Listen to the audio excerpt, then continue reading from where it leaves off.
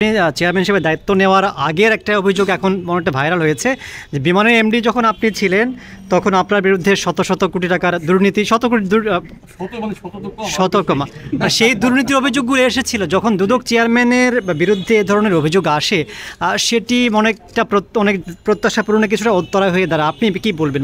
ঠিক আছে, খুব ভালো কথা। আমার মনে হয় এই প্রশ্নটা জবাবই শুরুতে আমি দিয়েছিলাম, আপনি সম্ভবত সেটি খেয়াল করেন। আমি বলেছিলাম যে আমার বিরুদ্ধে অভিযোগ, মাঝখানে বলেছেন আমার বিরুদ্ধে অভিযোগ মানে হচ্ছে আমি নিজে সেই অভিযোগগুলি দুদকে এসছে 2009 সালে।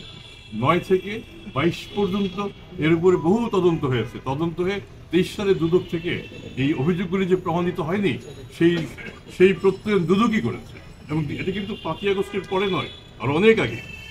আমি আশা করি আপনার প্রশ্নের জবাব দিতে পেরেছি। কিন্তু সেটাও যদি না হয়, আপনার যদি তারপরে কোনো সন্দেহ থাকে, অভিযোগগুলি তো আপনাদের হাতেই আছে, যদি ভাইরাল হয়ে থাকে আপনারা কেন তদন্ত করছেন না? করুন আপনারা। স্যার, আমার একটা প্রশ্ন ছিল স্যার, স্যার আপনি যখন দুদককে ফেস করেছেন, আমরা দেখি যে দুদক একটা অনেকের কাছেই হয়রানিমূলক জায়গা থাকে, দুদকের যারা কর্মকর্তা কর্মচারী তাদের বিরুদ্ধে নানা অভিযোগ। স্যার, আপনি কি কোনো কিছু ফেস করেছেন কিনা?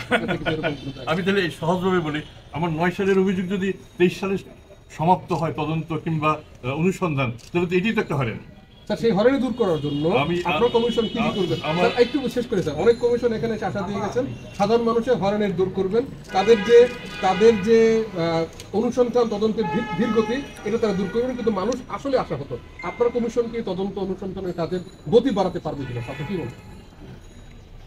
আমাদের কাজ করতে শুরু করতে দেন, এবং আমার মনে হয় আমরা এই মুখের প্রতিশ্রুতির চেয়ে আপনারা আমাদের সাথে আবার যখন পরবর্তী সময় যখন দেখা হবে, আমরা কাজের মাধ্যমে প্রমাণ করব যে আমরা হয়রানি খানিকটা কমাতে পেরেছি কিনা, আমরা তদন্তে গতি আনতে পেরেছি কিনা, আমরা ন্যায় বিচার প্রতিষ্ঠা করতে সহায়তা করতে পেরেছি কিনা। রায় কিন্তু আমাদের এখান থেকে হয় না, রায় হয় কোর্ট থেকে। কাজেই সেক্ষেত্রে আমার মনে হয় আপনারা মিডিয়া জাস্টিস না করে আপনারা যদি সেদিক থেকে আইনগতভাবে আমাদের সবাইকে সহযোগিতা করেন, খুব ভালো হবে। আমি জানি দুদক বিট যারা করেন, আমি আপনাদের একটু প্রশংসা করি, করতে দেন। দুদক বিট যারা করেন তারা কিন্তু অন্যদের চেয়ে ভিন্ন, তারা অত্যন্ত শিক্ষিত, তারা আইন কানুন এতটা ভালো জানেন যে অনেক সময় আমাদেরও বেকায়দায় পড়তে হয়। আমি আপনাদের সাথে বিভিন্ন সময় আমি নিজে কাজ করেছি। আমি এই যে এখানে আমি আমার পুরনো পরিচিত কয়েকজনকে পাচ্ছি যারা আমি নিজেও কিন্তু আপনাদের লাইন থেকে আসতে। এবার আপনি প্রশ্ন রাজনীতি সরকারও কোনোভাবে প্রভাবিত করবেন না, এবং আমরা যারা কাজ করছি আমরাও প্রভাব মুক্ত থেকে ন্যায় নিষ্ঠার সাথে আমরা কাজ করে যাবো।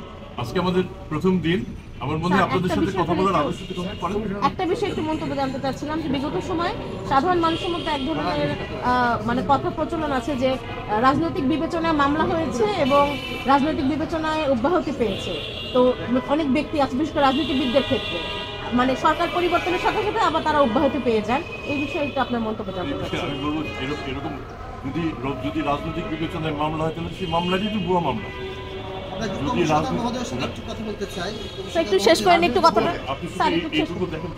রাজনৈতিক বিবেচনায় মামলা হয় অপরাধের উপর, রাজনৈতিক বিবেচনায় মামলা হওয়ার সুযোগ কোথায়?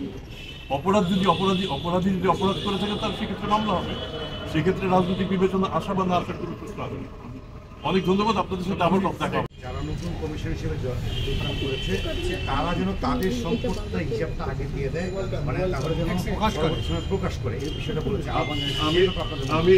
আমি একেবারে স্পষ্টভাবে বলি, আগামী 7 দিনের মধ্যে নতুন যে কমিশন, এই কমিশনের হিসাব আপনারা পেয়ে যাবেন। স্যার, একটি বিষয় আমি কি আপনি আমার সাথে একমত?